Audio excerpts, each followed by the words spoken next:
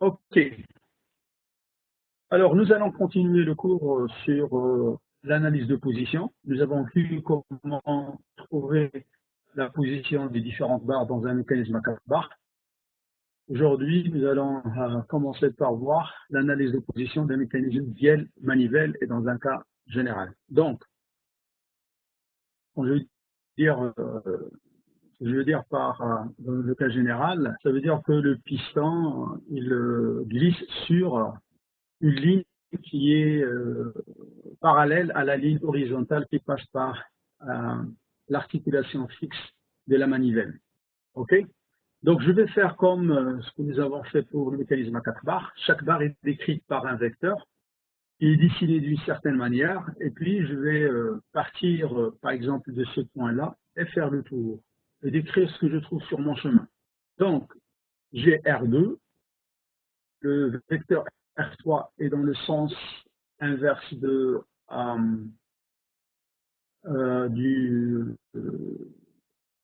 de la boucle. Donc, c'est R2 moins R3 moins R4 moins R1 égale 0. Alors, une petite différence par rapport à ce que nous avons vu pour le mécanisme à 4 barres, c'est que R1, ici, elle est variable.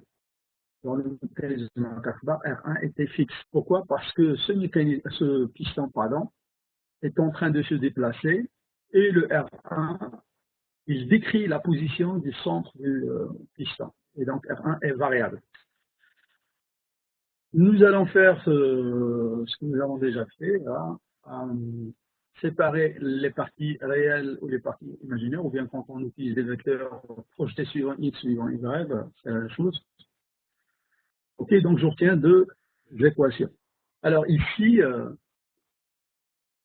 analyse de position d'un mécanisme un bielle-manivelle, il y a deux situations. La première situation, c'est que je connais la position de la manivelle, et donc θ2 est connu.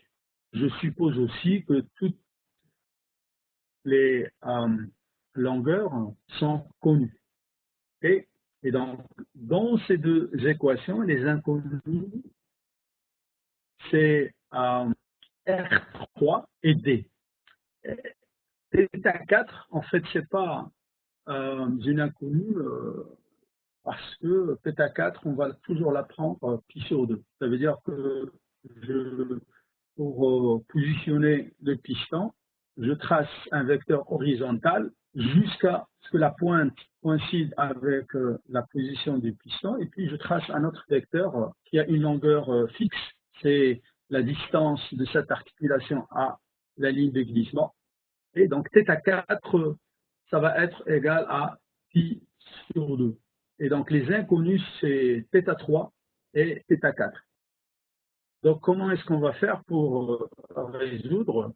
Alors, ici, le vecteur R1, elle est horizontale, donc θ1 égale 0. Et puis, comme je viens de le dire, θ4 égale à pi 2. Voilà. Donc, je remplace θ1 égale 0 et θ4 égale pi sur 2 dans les deux équations précédentes, j'obtiens ça. Et là, la solution est simple. Donc, je prends la deuxième équation, j'ai B sinus θ3 égale à A sinus θ2 moins C. Et par conséquence, la solution, c'est sinus θ3, il doit vérifier sinus θ3 égale A sinus θ2 moins C sur B. Ou bien, deux solutions, θ3, 1, première solution, arc sinus A sinus θ2 moins C sur B, ou bien arc sinus moins ça plus pi. Et puis, une fois nous avons trouvé la position de la bielle, j'utilise la première équation pour trouver la position du piston, le module du vecteur R1. Et donc, j'ai D égale à A cosinus θ2, qui est fixe, pas fixe, pardon. C'est la projection du vecteur R2 sur l'horizontale, moins B cosinus θ3. Et donc, je vais avoir deux solutions. Nous allons écrire un petit script MATLAB pour trouver la solution. Donc, j'introduis les longueurs qui sont fixes. La la longueur de la manivelle, de la bielle, et puis la distance qui sépare le piston à l'articulation fixe. Puis je génère un vecteur P2 de 0 jusqu'à 2π avec un pas de 2 degrés et je trouve les deux solutions, θ3,1 et θ3,2, et puis D1 et D2. D1 correspond à θ3,1 et D2 correspond à θ3,2. Et puis je trace la variation de l'angle des deux solutions, θ3,1 et θ3,2 en fonction de l'angle d'entrée. Et puis, je crée une nouvelle figure où je trace la position des pistons, la première solution, la position du piston en fonction de, et la deuxième en fonction donc de la position de la manivelle. Et voilà ce que j'obtiens sur MATLAB. Voilà, deux solutions. Là, les deux solutions vérifient deuxième solution égale à pi moins la première solution. Et donc, si je fais la somme de ces deux solutions, je vais trouver pi. Et puis, deux solutions pour le déplacement. OK. Je peux trouver la solution autrement. Vous avez certainement eu l'occasion d'utiliser la méthode de Newton-Raphson pour trouver l'équation la solution d'une équation, f de x égale 0. Donc, je commence par une solution quelconque, un point quelconque plutôt. Alors, pour ce point-là, j'ai l'ordonnée qui est f de xn. À partir de là, on trace la tangente à la courbe, passe une droite, et là où nous croisons l'axe des x, c'est notre le nouveau point de départ. Puis je calcule f de xn plus 1, je trace la tangente, puis l'intersection avec l'axe des x, etc., jusqu'à converger vers la solution. Donc pour le cas d'une variable, vous voyez delta x, donc à partir de xn, je calcule le déplacement que je dois faire, xn plus 1 moins xn, donc delta x égale à moins f'x divisé par f.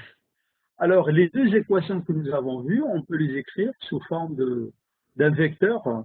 Première équation en fonction de θ3 et d, et deuxième équation en fonction de θ3 et d. Les deux équations dont je parle sont ces deux équations. Donc, ils dépendent de θ3 et d. Alors, comme nous l'avons fait pour le cas d'une seule variable, quand on a plusieurs variables, on calcule le Jacobi de ce vecteur-là. Le Jacobi, c'est pour chaque colonne, c'est la dérivée du vecteur, des éléments du vecteur par rapport à une variable. Par exemple, pour la première colonne, je dérive par θ3, pour la deuxième colonne, je dérive par rapport à d. Et pour calculer, c'est-à-dire je vais commencer par un point quelconque, je dis tiens, ce point-là, je soupçonne, il est proche de la solution. Et donc, je calcule f de xn. Malheureusement, ce n'est pas la solution en général, hein, sauf si on est on a beaucoup de chance et on choisit comme point initial ce point-là. Mais en général, donc, ce n'est pas le cas. Donc, on va dire, OK, quelle est la valeur pour ce couple θ3 et d du vecteur f, puis je calcule la matrice Jacobi, et par rapport au point choisi, je calcule un delta qui est donné par l'inverse de la matrice Jacobi, fois la valeur finale que j'espère égale à 0. En fait, c'est équivalent à trouver l'intersection de cette droite l'intersection de sa droite et l'axe des x, donc ça va être égal à 0, moins la valeur initiale f. Et donc, c'est un processus itératif, donc je dois le faire plusieurs fois avant d'arriver à la solution. C'est ce que j'ai mis ici, sur MATLAB. J'introduis toujours les mêmes valeurs. Euh, je vais à l'essentiel. C'est ça la boucle, while true, tant que c'est vrai. Je calcule le vecteur f, je calcule la matrice Jacobi, et puis je calcule le delta vecteur variable. Le Q, c'est un vecteur qui comporte les deux. L'angle en radian est la distance du piston par rapport à l'articulation. Alors, une autre façon d'écrire l'inverse d'une matrice fois un vecteur, c'est d'écrire donc la matrice divisée, mais c'est l'anti-slash qu'on utilise. La matrice divisée par f, c'est équivalent à l'inverse de la matrice fois f. Et je vérifie, est-ce que le module de mon vecteur qui comporte les variables θ3 et t est inférieur à 10 puissance, dans ce cas moins 6, je sors de la boucle et ça veut dire que j'ai trouvé une solution. Okay, sinon, il faut faire autant de fois ça jusqu'à ce que delta x devienne très très petit. Voilà donc une deuxième méthode. Alors voilà la solution donnée par Newton-Raphson. Et comme vous pouvez le constater, la solution, surtout si on a plusieurs solutions, et notre problème en fait comporte deux solutions, en fonction du point de départ, je peux converger vers l'une ou l'autre solution. Alors, si vous remarquez, ici je commence, la valeur initiale est de 1 radian. Lorsque je positionne θ3, la bielle, de façon à avoir θ3 égale à 1, je converge vers cette solution. Ça, c'est la position de la bielle lorsque le point de départ est égal à 1. Et donc, lorsque la valeur initiale de θ3 égale à moins pi, égale à pi, 3,14, j'obtiens la deuxième solution. Rappelez-vous la forme que nous avons eue, la somme des deux solutions est de pi. Et donc, voilà. Pour θ2 égale à 0, regardez, la solution est de 10. Et pour la deuxième solution, il est de 170. La somme des deux donne bien pi, qui est égal à 180 degrés. Donc, la méthode de Newton-Raphson est très sensible à la valeur initiale. OK? Je peux voir ça sur Walking Motor. Donc, j'ai construit un mécanisme bielle manivelle sur Walking Motor et j'ai les mêmes valeurs, c'est-à-dire les longueurs de la bielle manivelle comme nous l'avons vu sur les deux scripts MATLAB qui utilisent la méthode directe et la méthode de Newton-Raphson qui est itérative. Et donc voilà, je vois bien que pour le même angle, θ2, okay, j'obtiens deux solutions. La première solution, donc j'ai un certain θ3, et la deuxième solution, okay, voilà. Et je vois bien que la somme des deux est égale à pi. Je peux m'intéresser aussi aux positions extrêmes de mes mécanismes, notamment les positions extrêmes du piston. Donc, je peux utiliser la deuxième équation qui me donne D égale à A cosinus θ2 moins B cosinus θ3. La position extrême du piston est donnée par la solution de la dérivée de t par rapport à θ2 égale à 0. Donc, je dérive ça et je cherche pour quel θ2 j'ai θ2, θ3, j'ai la dérivée par rapport à θ2 de t égale à 0. Donc, j'obtiens cette première solution. Et puis, la première équation me donne A sinus θ2 moins B sinus θ3 moins C égale 0. On va la dériver, on va dériver la première équation, ça me donne ça. Alors, je combine les deux, j'élimine θ3 sur d θ2 entre les deux équations et j'obtiens tangente θ2 égale tangente θ3. Il y a de mes deux solutions, soit θ3 égale θ2 ou bien θ3 égale à θ2 plus. Okay. Ça veut dire quoi? Ça veut dire que la bielle et la manivelle, ils sont parallèles. Voilà. Donc, sur Volcano 2, je vois la position extrême. Hein, et je vois effectivement que pour ce cas-là, par exemple, j'ai θ2 et θ3 qui sont confondus. Les deux barres sont alignées. Okay. Et la deuxième position extrême correspond toujours aux deux barres qui sont alignées. Et donc, j'ai θ3 égale θ2 plus pi. Je peux m'amuser à tracer la position du piston dans les deux cas.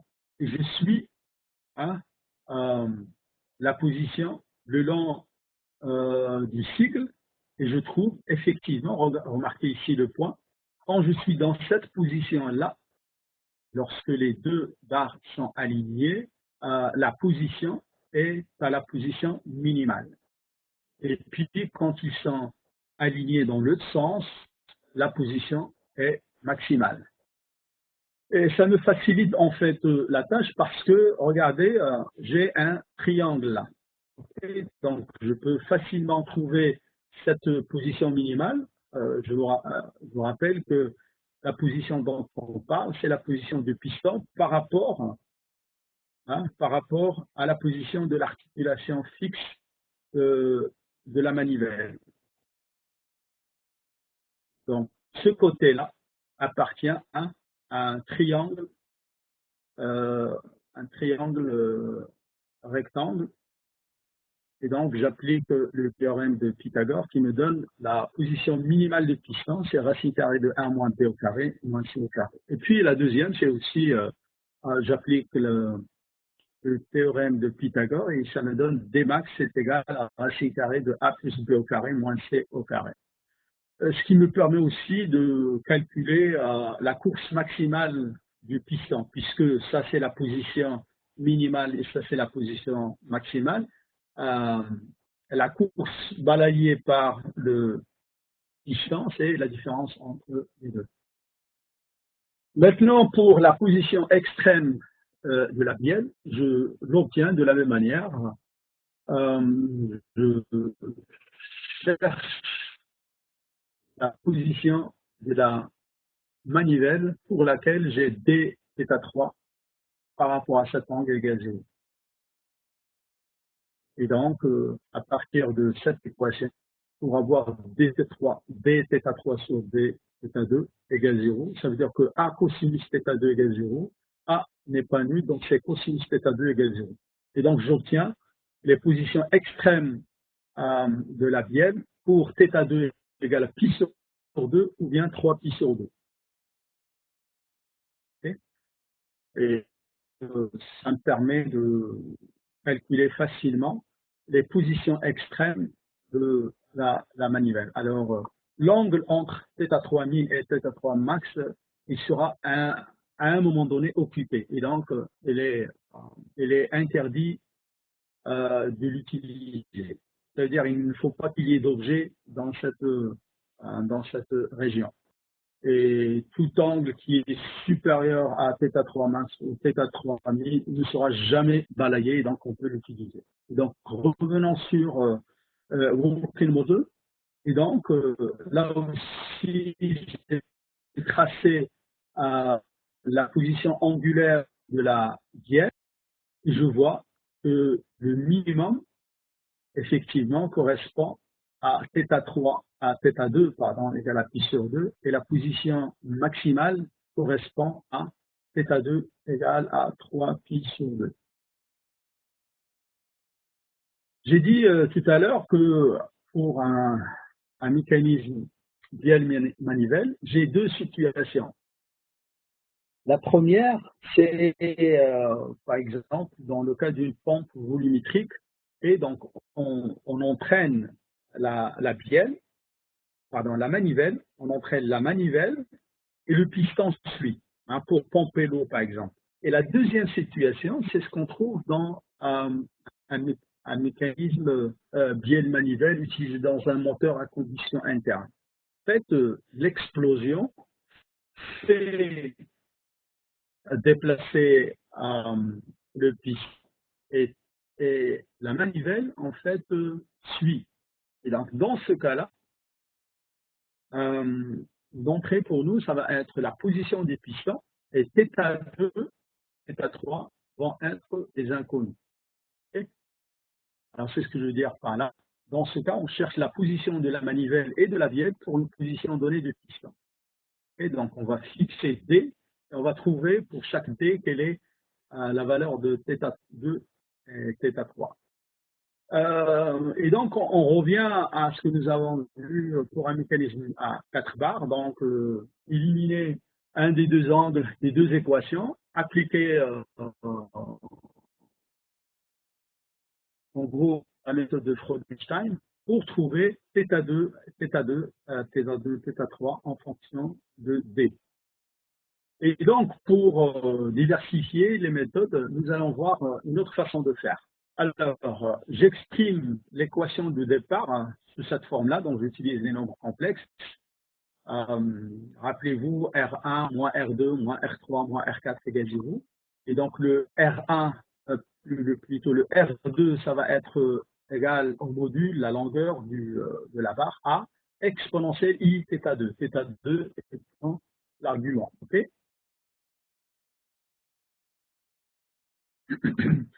Je, pardon, je fais passer tout ce qui est fixe parce que, attention, bon, pour nous, θ1, ça va être égal 0. Et donc, D, c'est connu, c'est notre entrée. Donc, on va le faire passer de l'autre côté. θ4 égale à pi sur 2. Et C, c'est la longueur de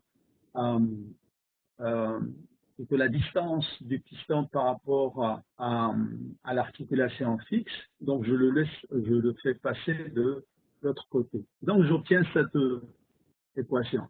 Les variables d'un côté et ce qui est connu de l'autre. On va poser R2 égale exponentielle I θ2 et R3 égale I θ3. Et puis cette constante, c'est pas vraiment constante, mais elle est connue, puisque D n'est pas constant, mais elle est connue. Donc, je vais poser ce terme-là, A égale C exponentielle, etc. Ça veut dire, je remplace les exponentielles par les vecteurs RI, ça me donne AR2 moins BR3 égale à A. Ou bien AR2 égale à A plus BR3. Alors, dans ce cas particulier, hein, quand exponentielle I un angle, le conjugué, ça va être égal à 1 sur le vecteur initial. Donc R2 bar, c'est-à-dire le conjugué de R2, c'est égal à 1 sur R2. Le conjugué de R3, c'est 1 sur R3. Et donc, quand je prends cette expression et je calcule le conjugué, ça donne AR2 bar, qui est 1 A sur R2, moins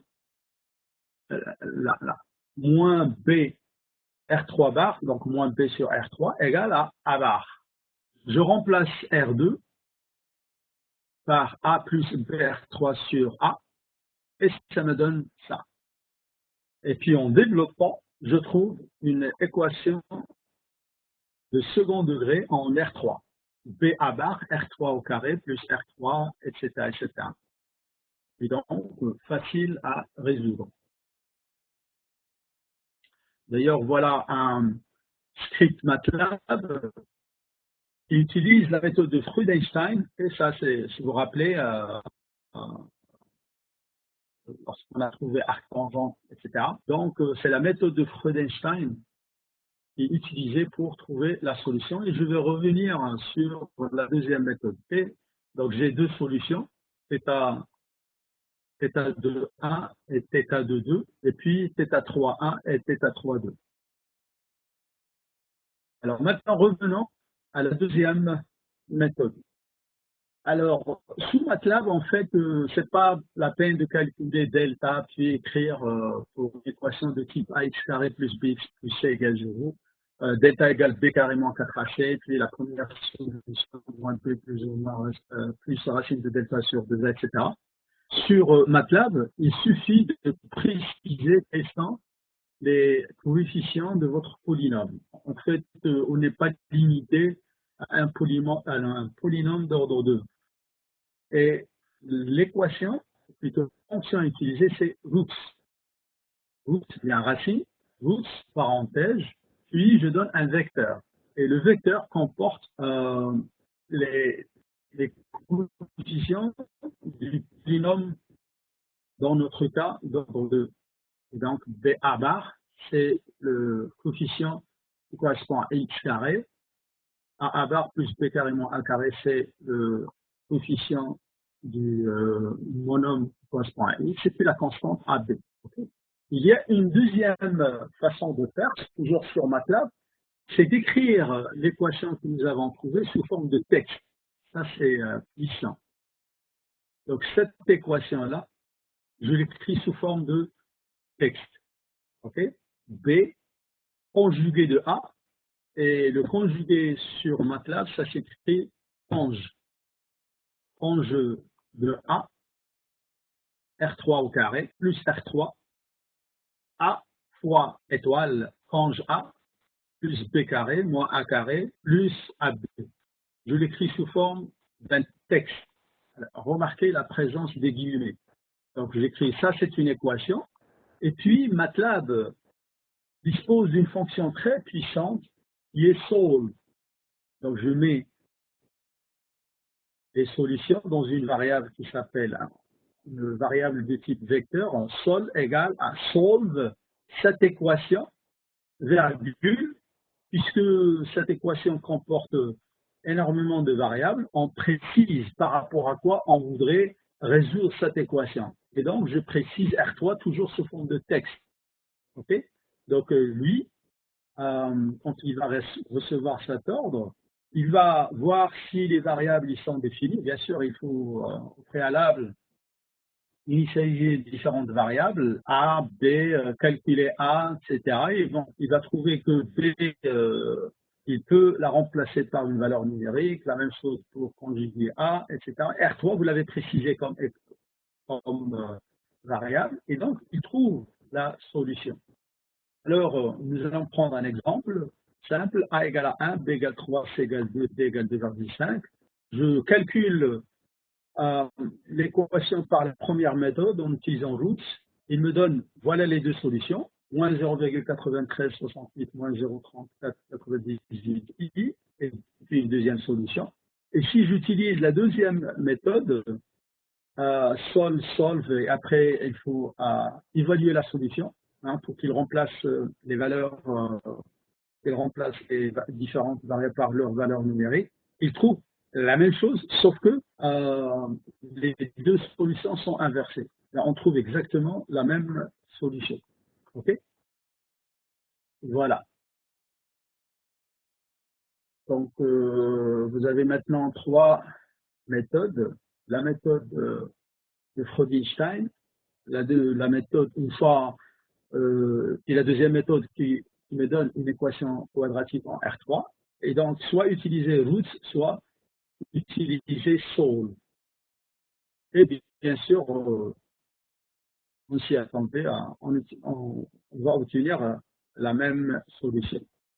Je ne sais pas si vous avez une question par rapport à ce qu'on vient de voir sur l'analyse de position d'un mécanisme biel manivelle.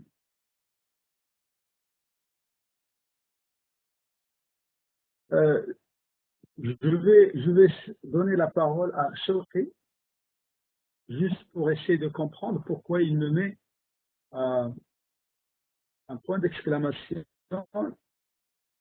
Il me dit Monsieur Shawqi doesn't pay attention. Monsieur Shawqi.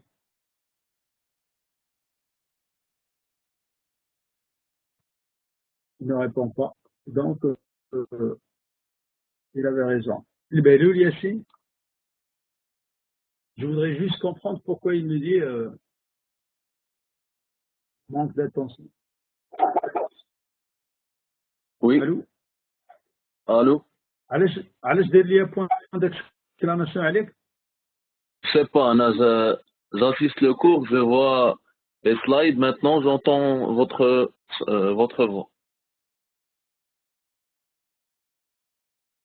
C'est juste pour comprendre. Je ne signe rien.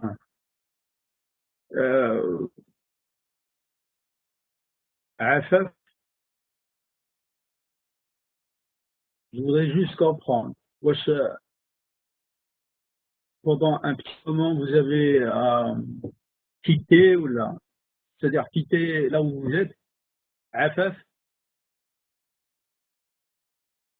et il ne répond pas. Boursas,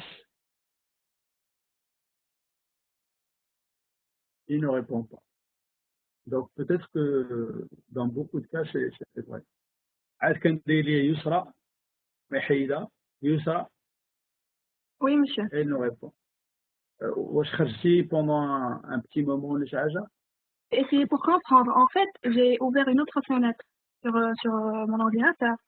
Ah, donc pour lui, si vous avez ouvert une peut-être fenêtre, Ouais. une autre fenêtre, ça veut dire que, ok, là c'est une explication plausible, ok.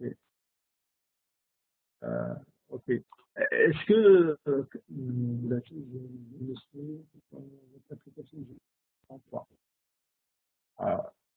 إذا كان كل شيء كيسمعني دونك أنت اللي عندك ان بروبليم ديال لو سون دونك شي مرات شوقي شنو هي شي مرات ما عرفتش شوقي كتب لي شي مرات ما شنو هي شي مرات. En tout cas, s'il n'y a pas de questions, j'avance.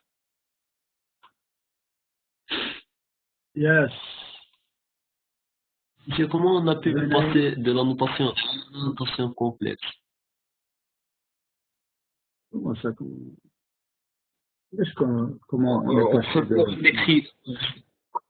Monsieur, au premier, on écrivait R2 moins R1 moins R3 moins R4. Par la suite, on a changé de notation pour écrire A fois exponentielle fois exponentielle θ 2. Tout à fait au début du cours, tout à fait au début du cours, j'ai dit que le vecteur peut être considéré comme un vecteur et donc il y a un module et un argument ou bien un nombre complexe. Donc le R2, je peux l'exprimer sous forme de la longueur de la barre, donc A exponentielle I θ2. Et je retrouve la même chose. Donc le module de R2, ça va être égal à A et l'argument de R2, ça va être égal à θ2. Ok? On remplace les vecteurs par leur longueur exponentielle I argument. Nous allons continuer notre mécanisme Viel-Manivelle, mais dans ce cas-là, ça va être un mécanisme inversé. Et donc, nous allons faire la même chose comme pour le mécanisme à 4 barres et le mécanisme Viel-Manivelle normal. Donc, la particularité du Viel-Manivelle, c'est on retrouve les articulations, les deux articulations fixe, nous avons dans le mécanisme à 4 barres, et nous avons une longueur qui est variable. Okay, donc j'ai la bielle, j'ai les pistons qui glissent sur, ça c'est la manivelle, ça c'est la bielle. Okay, et donc la position de ce point B qui appartient au piston par rapport à l'articulation A, je vais la noter R3, il va avoir une longueur B variable. Sinon, le C, ça va être fixe, je parle de la longueur. Puis D, elle est fixe, la longueur. Et même le vecteur R1, il est fixe. Et puis la longueur de R2 est fixe. Il n'y a que B qui est variable. Donc, je commence à partir du point O2, je fais le tour et je reviens au même point. Et donc, je trouve donc R2 moins R3 moins R4 moins R1 égale 0. Donc, j'utilise soit des vecteurs, je répète, les vecteurs R2, ça peut être des vecteurs au sens mathématique, et je projette sur l'axe des X et l'axe des Y, ou bien je considère que les vecteurs R2 sont des nombres complexes. Et donc, je sépare les parties réelles et les parties imaginaires, et j'obtiens deux équations. Alors, quels sont les inconnus? Donc, θ2, c'est la position de la manivelle. A, elle est connue. B est variable. θ3 est variable. θ4 est variable. C est connu. D est connu et θ1 est connu. Apparemment, j'ai deux équations et trois inconnus.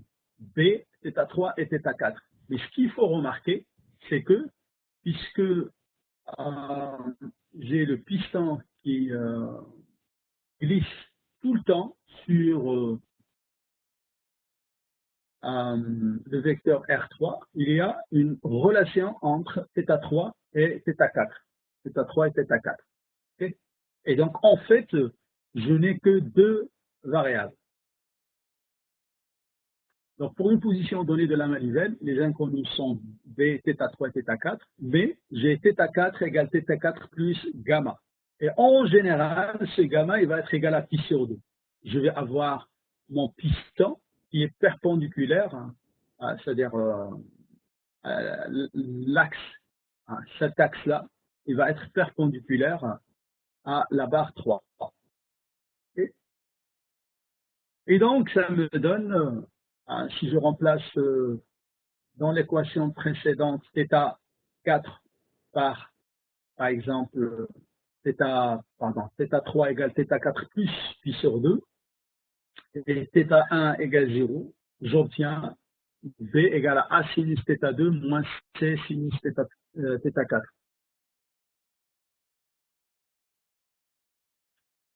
Monsieur, je ne comprends pas quand vous dites que R3 qui varie. Est-ce que ça signifie que la longueur de la barre change? Ok. Quand le mécanisme est en train de tourner, le point B est à une distance de A variable. Okay? Imaginez quand je suis sur cette ligne-là. Cette ligne. Donc le point A, il va venir ici. Ok? Puis le point B ne va pas rester à la même distance de A. D'ailleurs, je vais vous montrer ça sur Walking Blue, c'est plus clair. Le point B, attention, j'ai une articulation en A, une articulation O2, une articulation O4, et puis la barre 3 glisse à l'intérieur du piston. Et par conséquence, la distance du point B, qui est la pointe du vecteur R4 à A, est variable. Il change. C'est pas la longueur de la barre qui change. La barre, la voilà. Il ne change pas. Mais c'est la distance du point B par rapport à A qui change. Et donc, c'est le vecteur R3 qui change. Ce n'est pas la barre. La barre, elle est fixe. Donc, je reviens à ce que j'étais en train d'expliquer. Okay. Donc, j'ai d'une part B égale à 1 sinus θ2 moins C sinus θ3 sur sinus θ4 sur sinus θ3. Puis, j'injecte dans la première équation, je remplace B par cette expression. Okay. Puis, je fais le changement suggéré par Freudenstein pour trouver enfin la même forme de la solution. 2 arctangente moins t plus ou moins racine carrée. C'est la méthode de Freudenstein avec les différents paramètres TS, etc. qui sont précisés en fonction des données qu'on connaît. P, U, T, S, U sont tous connus pour un θ2. Okay. J'écris un petit script MATLAB, pour me donner la solution donnée par la méthode de Freudenstein en fonction de θ2, et donc il donne la position de la barre de sortie plus la distance du point P par rapport à A. Et voilà ce qu'on trouve. Donc j'ai deux solutions. Okay. Et voilà la distance, comment il varie. Okay. Ça, c'est pas la longueur de la barre, la bielle, mais c'est la distance du point B par rapport à A.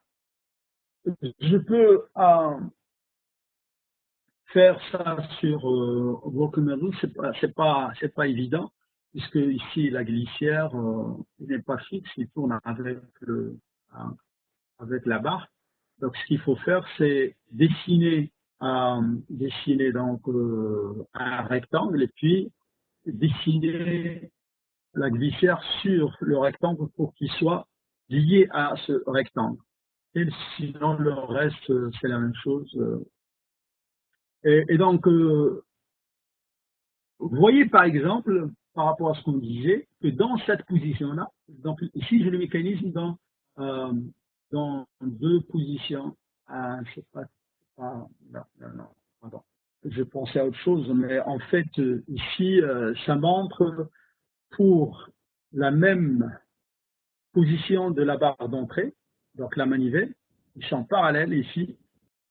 J'ai deux solutions pour monter mon mécanisme. Donc, une première solution, θ3 ou bien θ4, et une deuxième solution pour les mêmes barres. C'est-à-dire qu'il y a deux façons de monter les barres d'un mécanisme bielle manivelle inversé. Il y a toujours deux solutions. Comme nous l'avons fait pour un système bielle manivelle normal, je peux chercher les positions extrêmes, par exemple de la barre de sortie. Alors, puisque θ3 et θ4, ils sont liés par un angle fixe, donc θ3 égale à θ4 plus gamma, donc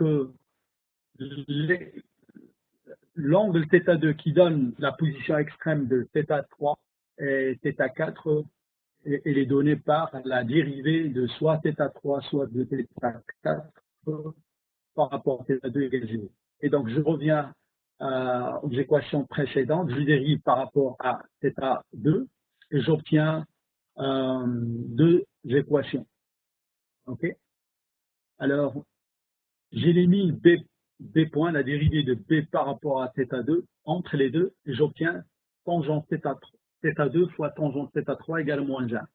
C'est pas évident de trouver la solution. Pour cela, nous allons considérer le cas particulier qui est qu'on trouve dans la pratique, θ3 égale à θ4 plus pi sur 2. Okay. Donc, si vous voulez, la barre de sortie, il va être toujours perpendiculaire à la bielle. Et dans ce cas-là, tangente θ3 va être égal à moins 1 sur tangente θ4, un cas particulier. Et donc, quand j'injecte ici tangente θ3 je le remplace par moins 1 sur tangente θ4, j'obtiens tangente θ2 égale à tangente θ4. Deux solutions, soit θ4 égale θ2, ou bien θ4 égale à θ2 plus pi. Ça veut dire que les deux barres sont parallèles. Donc, je trace la position de la barre bleue et de la barre cyan. Okay, et je vois effectivement que pour cette position-là, et la position extrême basse, j'ai la barre bleue et la barre rouge qui sont en parallèle. Ça veut dire θ2 égale à θ4. Et puis la position haute, et là, j'ai les deux barres qui sont en parallèle, mais dans l'autre sens. Ça veut dire que je vais avoir θ2 égale à θ4 plus pi. Alors, avant de passer à autre chose, je vais arrêter le partage de PowerPoint et vous montrer ça sur Mono. Voilà. Alors, regardez la distance entre le centre de ce bloc et cette articulation change pendant le mouvement. Alors là, regardez, elle est très dans le sens, elle est très proche. Donc,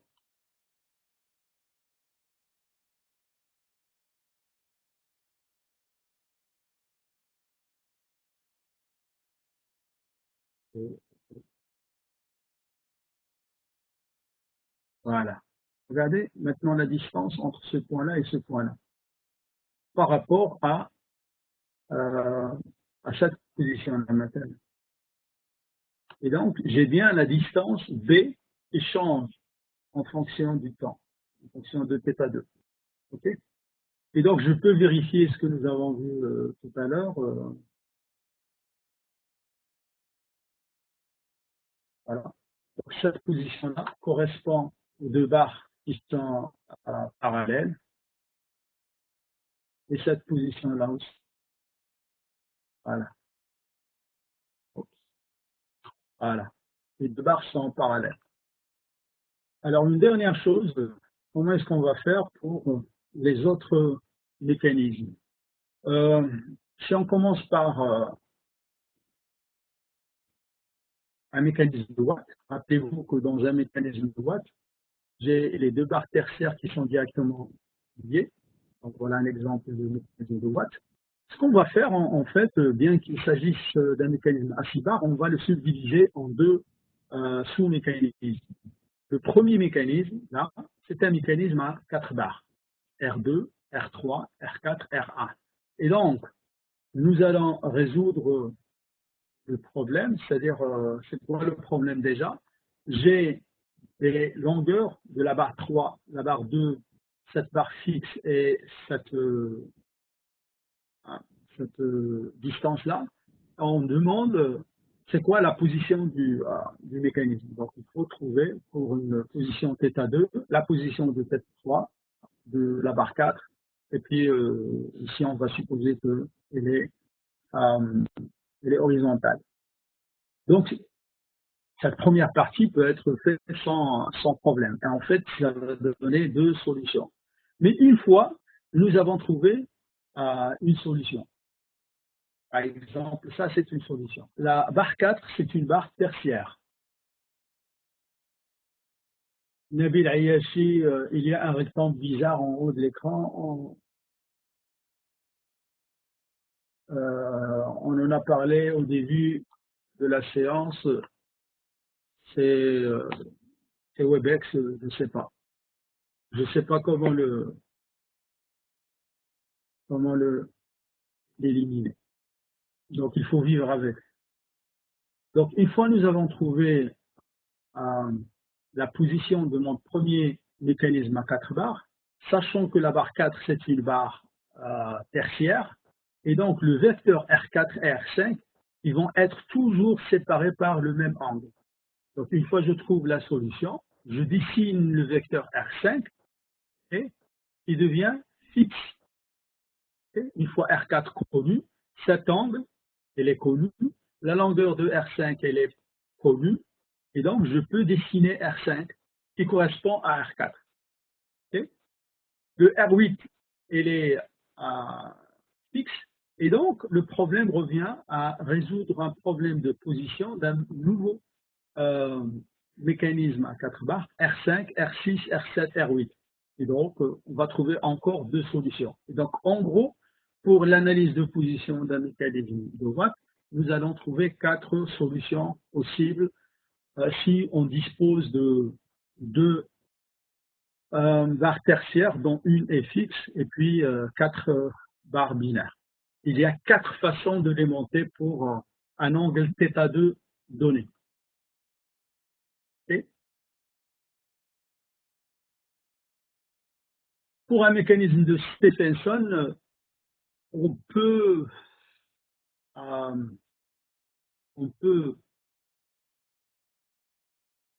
croire en fait que c'est plus difficile, mais en fait, c'est pas du tout difficile parce que je peux isoler d'abord ce premier mécanisme à 4 barres. Je peux trouver, oubliant ces 2 barres mineures, donc ça, c'est un mécanisme à 4 barres. Et je suis capable de trouver la position des différentes barres pour une position donnée de la barre 2. Une fois c'est fait, là aussi, nous allons faire la remarque comme quoi R3 et R5 appartiennent à une barre solide, à une barre physique et donc rigide. L'angle entre R3 et R5, elle est fixe. OK?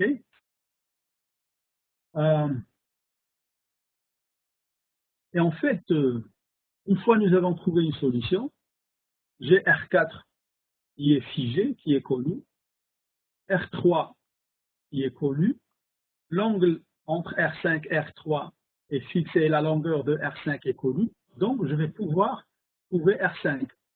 Et donc, je vais pouvoir remplacer les 2 vecteurs R4, R5.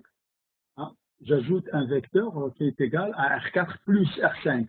Et qu'est-ce que je trouve ici? Un mécanisme à 4 barres. Et donc, je suis capable de trouver la position des barres R7, R6 en utilisant la méthode vue au début de ce cours. Donc, c'est tout ce que j'ai à vous dire aujourd'hui. Je ne sais pas s'il y a des questions.